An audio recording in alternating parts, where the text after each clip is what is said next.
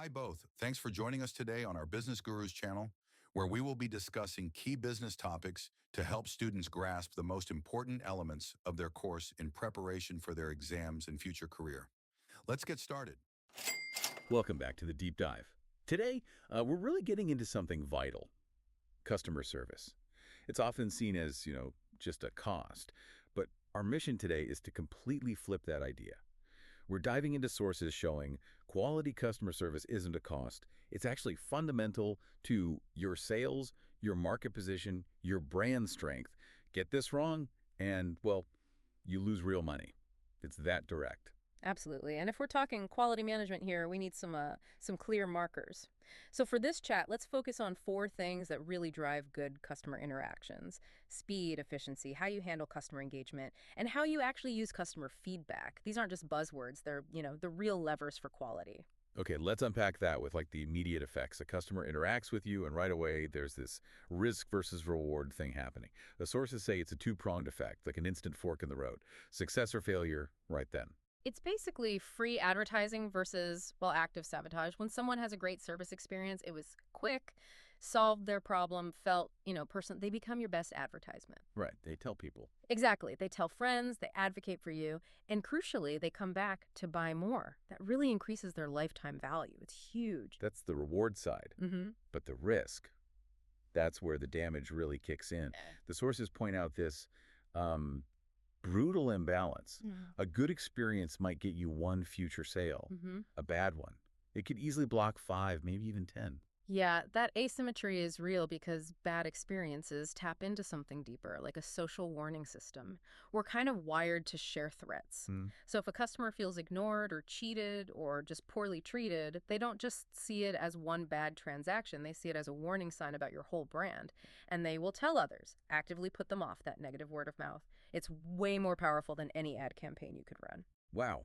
Okay, so if I run, say, an e-commerce site and a shipping problem leads to a really bad support Yeah. experience, that one interaction isn't just a refund I have to give. No, not It's like a hidden barrier stopping future customers I don't even know about yet. Precisely. It's eroding your potential market before you even get a chance. And when these bad interactions start piling up, that's when they trigger these two really distinct negative chain reactions we need to get into. Right, this is where the sources get really strategic. Bad service isn't just some vague annoyance. It kicks off these predictable, documented chains. We've got two separate negative outcomes outlined here that show how bad service can basically pull a company apart from like two different angles. That's a good way to put it. Let's look at the first chain. This one is really focused internally on perception and loyalty. It's about the emotional link between the customer and your brand. It's about failing to keep the customers you've already got. Okay, how does that It starts with that poor service interaction. Step one, your brand image gets damaged. And this isn't just bad PR, it's like the core promise of your brand starts to dissolve. If you promise reliability but deliver slow, messy service, you've broken that basic trust. And once that trust is broken, what happens next? Step two follows immediately. Customer loyalty falls. Simple as that. When the trust evaporates, the reason to stick with you just vanishes. You've basically given them permission to look elsewhere. They stop being loyal and just become, transactional. Okay, and the bottom line, the financial hit from this internal decay. The final unavoidable outcome is the business will have lower sales. And we're talking specifically about fewer transactions, less repeat business, maybe smaller orders, just less cash flow overall. That's the sort of short-term hit from neglecting your existing base. Got it. So that first chain is all about retention, trust, hitting the immediate cash flow. But the second chain, that sounds more external, competition, market position. This one feels more like a long-term strategic problem. Exactly right. The second path is all about your competitive edge, or, well, losing it. If your service is poor, customers don't just So summing up these two cascades, it's critical. Chain 1 hits your short-term finances because loyalty fails internally. Chain 2 is this longer-term structural damage. You lose ground to competitors, and getting it back costs a fortune, usually through big marketing pushes. It shows bad service isn't just cutting sales now, it's undermining your market standing and future income potential, both at the same time. It really underscores that quality service isn't just a nice to have, it's a survival tool. You're fighting threats from your own unhappy customers and from competitors just waiting to scoop them up. Okay, that sounds pretty bleak, but there's good news. For almost every complex problem like this, the sources often point to a simple, actionable fix. And here, we have one, the Alfeo customer service method. It sounds like a really clear, repeatable framework to stop these chains before they even start.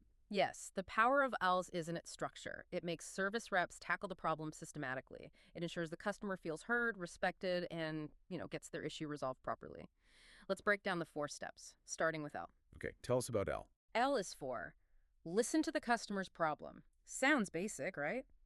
But the sources really emphasize the difference between truly listening and just, well, waiting for your turn to talk. Yeah.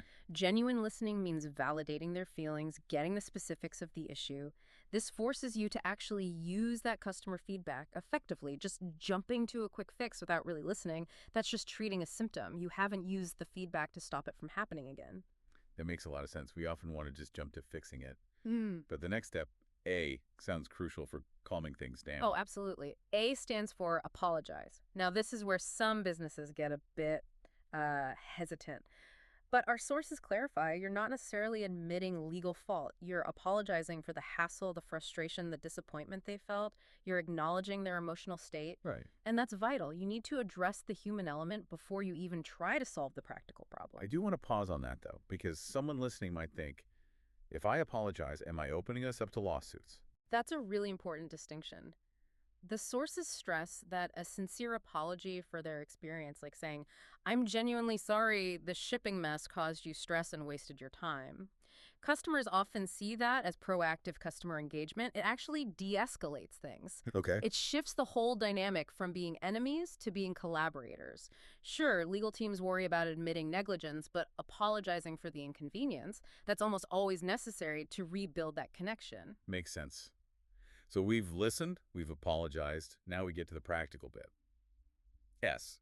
This is the core task, right? S is for solve the problem. And this is exactly where those key terms, speed and efficiency, really come into play. Yes, the solution needs to be quick, but speed without efficiency, like fixing it only for it to break again, or bouncing the customer between 4 departments, that actually makes things worse. So what's the real measure of efficiency then? Efficiency, according to the best practice models we looked at, often boils down to first contact resolution. Did you completely fix it the very first time they contacted you? Did they not need to call back or get escalated? Gotcha. That kind of efficiency shows you're competent and committed. Any delay chips away at the goodwill you might have built with the apology, and suddenly those negative chains start spinning up again. Okay, makes sense. Yeah. And finally, the last step, T. T is for thank them. This locks in the positive interaction. It's your final shot at really strong customer engagement. You thank them not just generally for their business, but specifically for their patience, for letting you know about the problem, and for giving you the chance to fix it. It's a small step, but it really helps turn that crisis into a moment where you actually strengthen the relationship. I really like how clear and repeatable that structure is. It shows how Alast can take a really risky situation, a customer complaint, and flip it into a chance to actually build more loyalty. By managing the quality right at that point of failure, you can stop both that internal sales drain and the external market share loss right in their tracks. Precisely. Quality management in customer service is really about being ready for things to go wrong. It's about minimizing the risk of those 2 damaging chains, lower sales and lower market share, by just consistently executing this simple, repeatable Ask Me method every single time an issue pops up. So, wrapping this up, what does it all mean for you, the listener? The sources couldn't be clearer. Yeah.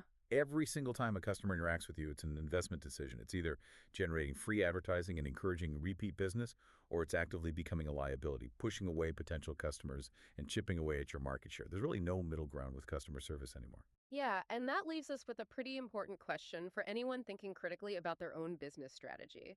Given the clear difference between those 2 negative chains we discussed, which one is actually the more immediate threat to your business's long-term survival? Is it the damaged brand image leading to lower sales? Or is it customers switching brands, leading to lower market share? Think about which one is harder and takes longer to recover from. That should tell you where your defensive focus really needs to be. Thanks to both of you for joining us today. You've been listening to the Business Gurus. Let's now hand it over to you. What further questions do you have based on what we've discussed so far? Leave a comment and we'll get back to you right away. If you haven't already, hit that follow for more business tips.